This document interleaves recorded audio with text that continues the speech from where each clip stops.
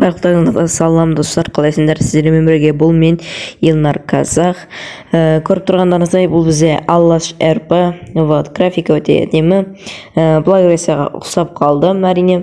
Алдыңғы тест лаунчерден қарағанда біраз нормальный жөндеді, бәрінде нормальный қазір, бірақ багтер бар, әлі бәрі дұрыс деп айта алмаймын, но осылай нормально. Мына жақтарда квест, анау ойын туралы, сосын неге валютаны теңгеге ауыстырған болатын. Алдында көбісі телеграмның чатында теңгеге ауыстырыңдар, анау деп аты. Сосын кейін основатель бұны ауыстырды. Сосын ана худқа мән бермеңіздер, ол баг болып тұр, 250 миллион болып, ол өзі сондай қуады. Басынан кірген кезде ол өзі оңшалады, өзі түзеледі. Айтпақшы достар, мен алдында армияға лидерге тұрған болатынмын, оны білесіздер. Сол армиядан мені снять етті, өйткені ранг бергенмін, соған бола. Содан кейін маған ютуберский админ берді.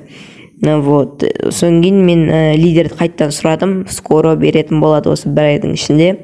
Маған полностью нетіп тастаған жоқ, бірақ осы бір айдың ішінде беретін болады. Және де осы ютуберский админ бірінші уровень, бірақ ода көп команда бар, бірақ көбісі істемейді әрине, өте өкінішті. Осылай видеоны түсіре алмайсың, қиын. Сондықтан осы Алаш РПда видео түсіру енді қиынырақ. Лидер болған кезде нормально болады, админ кезде біртүрлі екен. Мен не машина шығара алмайсың, телепорт жасай алмайсың, құрысы скин. И сосын мут беру, анау сондай ғана. В общем, модераторды. Так, осындай. Қазір мен ойынға басынан кіріп шығатын боламын. Ана худ түзелсін, әйтпесе біртүрлі болып тұр. Ал кеттік. Мен басынан шығып кірдім. Енді нормально болды.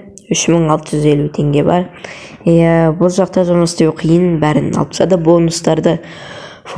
Бірақ админдарға донат береді, донат рубль, Алаш моне береді. В общем, донат қой. Сол донат монеды бізге беретін болады. Просмотр сайын әрине. Так, сіздерге армияны көрсетейін. Армия осындай, Прогрессия сияқты, және де мына алдындағы 3 флагты өзгерткен болатын. Қазақстанның туы, и сосын мына жақта Украинаның туы. Украинаның туы, и сосын мына жақта бір орысша жазылып тұр.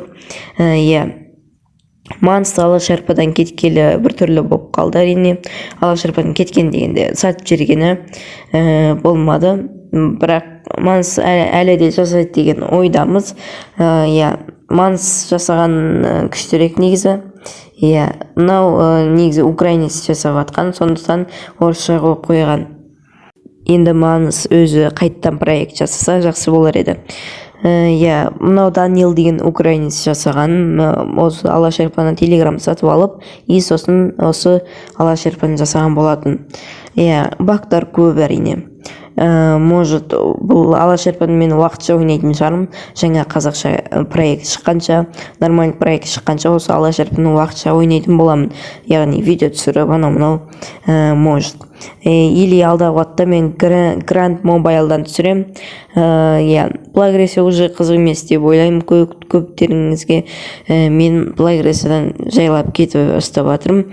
Бірақ Прогрессияны көремін енді. Ол жақта бәрін қадалдым дегендей бан алдым. Бомждың аккаунты, в общем, бомж аяқталды десем де болады. Путь бомждың өмірі. Бомждың өмірі аяқталды. Енді оны бомждың өмірін түсірмеймін әрине. Біраз дамып алған соң түсіретін шығармын. Прогрессияны пока что түсірмеймін. Және де осы казиноны өзгерткен болатын, теңгенің несіне, значогына, казиноныкін.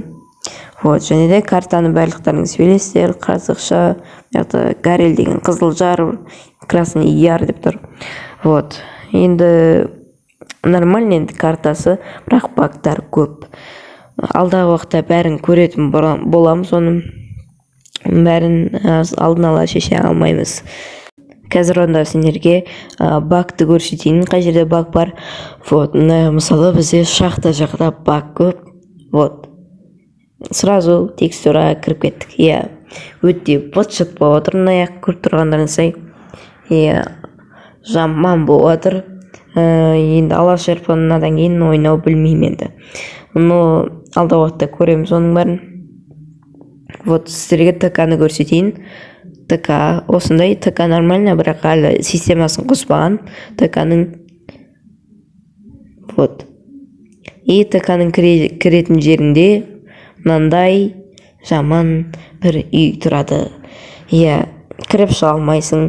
Ар жағына барсаң, ол багтары бар жақта текстураның астына кіріп кетесің. В общем, шұңқырлар көп, текстураның астына бірақ кіріп кетесің. Енді баг өте көп.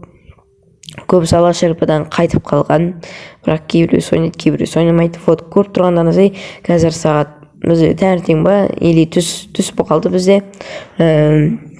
Сонда да актив вообще жоқ. Бұрында манс ашқан кезде нормально болатын. Көп актив. Иә, бірақ телеграмда актив көп. Телеграмда негізі бұрында манс ұстап жүргенде, алашарпаны манс басқарып жүргенде 5000 подписчик болған алашарпада. Ал қазір 3000 подписчик. Иә, өте жаман. Бірақ мен алашарпада до конца қаламын деген ойда жоқпын. Ондай ой жоқ менде. Вот. Және де осы Рублевкадағы үйлер алынбайды. Вот, несі жоқ, андай жасыл айналып тұратын. Бір зат бар ғой, сол купить деген зат шықпайды Рублевкада. Жарайды достар, осымен видеоның да соңына жетіп қалды. Арнаға тіркеліп лайк басайық.